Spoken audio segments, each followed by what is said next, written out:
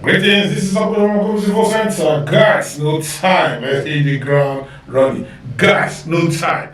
Nobel laureate Wole Soyinka has yet again questioned the leadership potential of Labour Party presidential candidate Peter Obi, stating in a recent interview that he is unfit to govern Nigeria. Soyinka cited the conduct of his supporters, known as the Obedience, during the 2023 election campaign as a disqualifying factor. Let's take a look.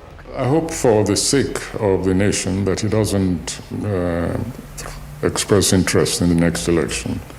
Because for me as a leader, if there was any proof that he was unfit to lead that country, it's in the conduct which he encouraged among his followers.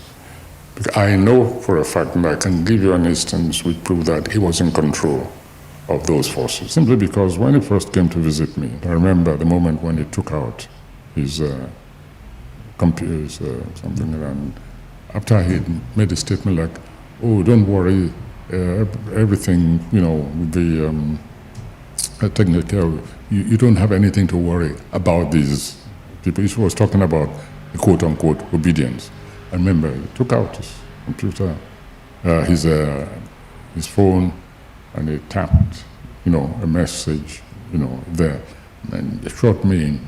I was watching him very closely. I didn't see anything. And after that, everything seemed to be, to be nice and cozy. I am your friend, Dr. Charles Apoki. Professor Wole Soyinka goofed. He misfired when he said that His Excellency Peter Obi is not qualified to rule Nigeria because his team is incompetent. I respect him as a Nobel laureate, but he is living in the past. According to Dati Baba Ahmed, that speaking English of the 1960s is not relevant in this generation. Point number one, I did videos in the time past that this generation question everything and question any person. This generation, the Bible says, "Do not touch my anointed and do my prophet no harm." Touch is T-O-U-C-H in that place. But this generation, they can T-O-R-O-C-H the anointed, burn the anointed, and do him harm, and disgrace him. They don't fear any person because they've been pushed to the wall.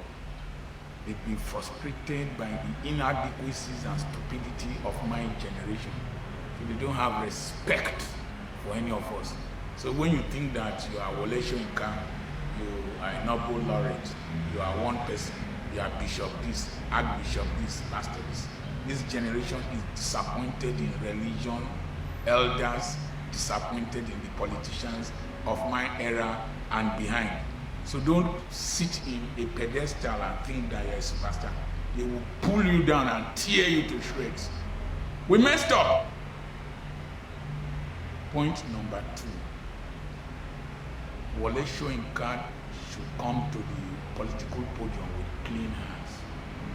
He led a mob against Goodluck Jonathan that carried a coffin with Goodluck Jonathan's effigy in it that contributed a great deal He did of his mom. Goodluck Jonathan's mother suffered and died.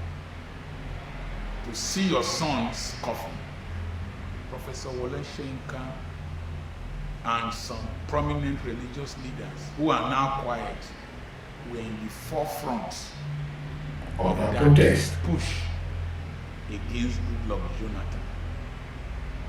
And so he has no moral justification Thank you. to condemn any person for insulting or abusing him or dragging him. This generation Thank has you. seen what my generation has done.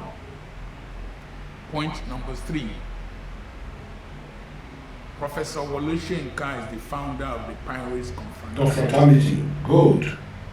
I happen to have classmates, friends, neighbors, and associates in that confraternity.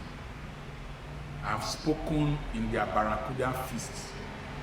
I've done lectures for them in my office via Skype or whatever, Zoom, to his deck in the United States in New York.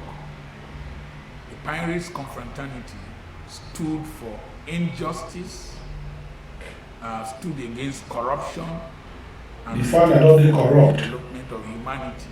The father don't corrupt They finish. used to donate blood and cook for us when the workers were on strike. They would cook, they would run the kitchen, they would control traffic and do so many humanitarian gestures. But recently, they sang the song and they shake like they shake. Papa when well, if they shout a below come. That's against President Bola Tinubu, a former governor, a former NEDECO leader. Your Pirates Confraternity sang that song. And another one with the Bala Blue song.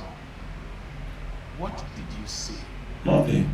Did that disqualify you, Professor Wole Soyinka, from heading an organization if you are appointed? Would that disqualify you? Okay. I ask another question. Prof, I'm lawyers.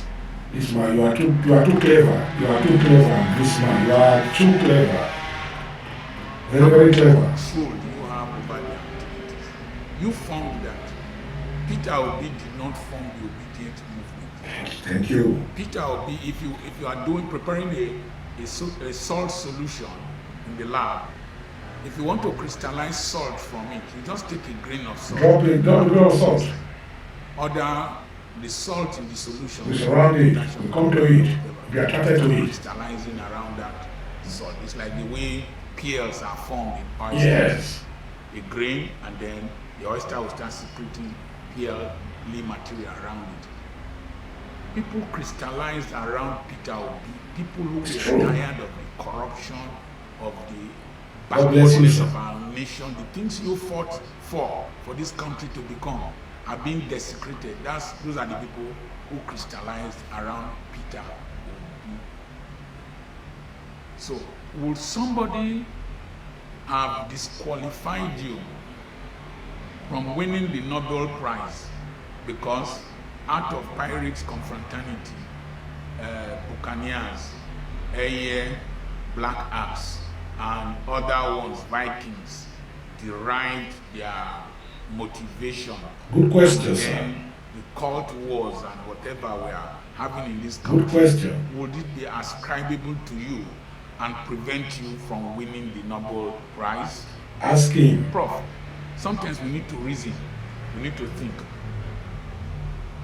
Prof, sir, I think you misfired. You are out of Yes, touch it's with true. reality. He misfired. You have eaten something that is preventing you from speaking well. That is the truth, sir. That's when you pack too much pepper food inside your mouth. That is the truth, sir. It's difficult to speak well. I think you benefited from Tinubu one way or the other. Yes, sir, it's true. I've shown that already, sir. Relationship. Because I find it difficult to believe that you are a tribal bigot, that you have degenerated. Thank you. I believe you misfired. Prof, this generation, social media, they abuse any person. Social media is a public toilet. If you can't bear the stench, behave like Tinubu that does not watch social media. Okay. And you must be very careful what you comment and what you say. Thank you, sir. Prof, you misfired. It's true, sir. You tried in the time past. Your time has passed. Enjoy your retirement. Thank you. Even me talking. Yeah. Because what is coming up next It's not just the anger of abuse. When these Nigerians, these poor Nigerians are pushed to the wall, they will fight back. Remember the way they looted warehouses filled with palliatives. What is coming up next if this country does not improve in the next 3 years?